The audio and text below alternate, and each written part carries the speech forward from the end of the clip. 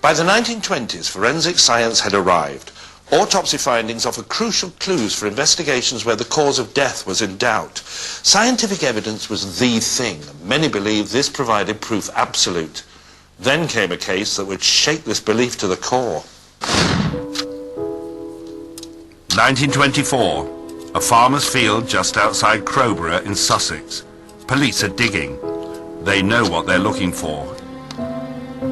It's just that they have no idea what they're going to find.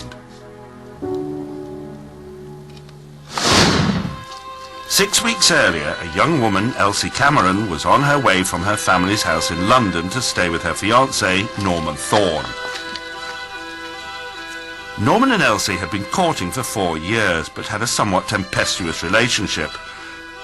Elsie suffered mood swings and was forever badgering Norman to name a date for their wedding. Norman couldn't make up his mind. His small poultry farm was failing. He was up to his eyes in debt. But it wasn't just poverty and debt that was driving a wedge between Norman and Elsie. There was another woman. In the spring of 1924, Norman began a relationship with local girl Elizabeth Caldecott. For months, Norman and Elizabeth managed to conceal their relationship from Elsie, but by November, Norman's hand had been forced. Elsie told him she was pregnant. Then Norman blurted out about his affair with Elizabeth. But Elsie was not to be deterred. Determined to get Norman to marry her, she'd decided her best hope was to turn up unannounced at the small hut where Norman lived and move in permanently. So she packed her bags. She didn't take much, just a small suitcase containing a few garments and, poignantly, a baby's cardigan. At about 5:15 that afternoon, the bus dropped Elsie outside Crowborough. The rest of her journey she'd have to make on foot. The last sighting of Elsie was just after 5 o'clock on the lane that led past the turning to Norman's farm. 5 days later, Elsie Cameron was reported missing by her parents, who were now frantic with worry. The police carried out a hurried search of the farm, but found nothing. Meanwhile, the press had got wind of the story. Respectable woman goes missing. Big news in those days. Norman was besieged by photographers. Norman Thorne appears to have been rather flattered by the attention, even posing with a radio set, anxious for news of his missing fiancée. But there was no word of Elsie. She'd vanished into thin air. Then a breakthrough.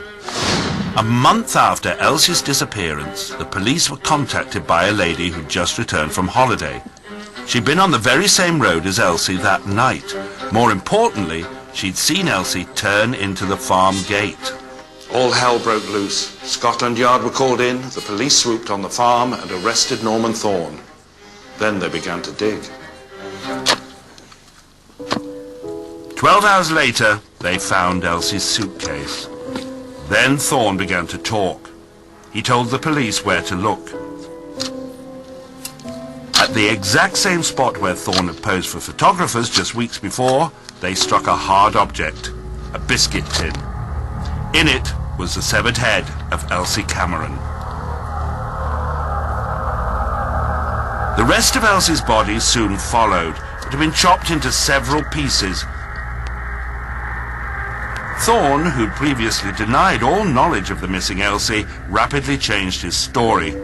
He told police he'd returned to the hut that evening and found Elsie dead, hanging from a beam in an apparent suicide. He cut her down and laid her on the bed. Then, bizarrely, in a fit of panic, he chopped up her body and buried it. As far as the police were concerned, Thorne was lying, but since there were no witnesses to any murder, they'd need evidence. Enter Bernard Spilsbury, now Sir Bernard Spilsbury. In the 10 years that had elapsed since the Brides in the Bath murders, Sir Bernard had become the Crown's #1 pathologist. This, however, would prove one of his most controversial cases. His evidence would be directly challenged in court. It wasn't just Thorne, but forensic science that would find itself in the dock. Spilsbury carried out a 4-hour autopsy on Elsie. He found multiple bruises, including one very large bruise on the back of the head. Then he turned to the crucial area, the neck. If Elsie had hung herself, there would be bruises and blood leakage in the surrounding tissue. The trouble was, the body was in a state of partial decomposition, and this made Spilsbury's job an extremely difficult one. He probed and poked, but found no trace of hanging, only what he took to be the natural creases and folds in Elsie's neck. Spilsbury concluded that she probably died as a result of physical assault. The police, however, felt they needed more proof. Thorne said he'd found Elsie hanging by a length of washing line from one of the beams in his hut. Using weights and a length of similar cord, the police carried out a simple test. When the equivalent to Elsie's body weight was hung from the beam, the cord cut deep into the wood. Since no grooves had been found on any of the beams in Thorne's hut, the police were now convinced that Elsie had not hung herself. 80 years on, I've come to the Forensic Science Service headquarters in Birmingham, where Dr. Colin Dark is going to show me some simple yet effective techniques that can make a big difference in a case like this today. What we would do, if we're assuming the rope's been round the neck and the body's been suspended, so it's going to go round, what we're going to look for is whether we can reveal any fibre traces that have been left behind by that rope in the neck. And at the crime scene, I would put my hood up, because I don't want to leave anything of myself. I understand. behind. Yes. Take a strip of tape, Yeah. lay it against the skin on the area that we think the rope has been positioned, lift it away. But won't you be taking skin off as well? Because this is decomposed. This is a decomposed 4 body. weeks. Yes, we will. We've got to accept that we will bring back more than just the fibres in the background. And so we're going to look to see if we can find any rope fibres on that taping. Right. The remarkable thing about modern-day fibres is that they often contain particles that can fluoresce under ultraviolet light. Just to demonstrate, on that rope has got tiny little fragments of fluorescent fibres. Oh, yes. You can see the Very clear flecks fluorescing- there.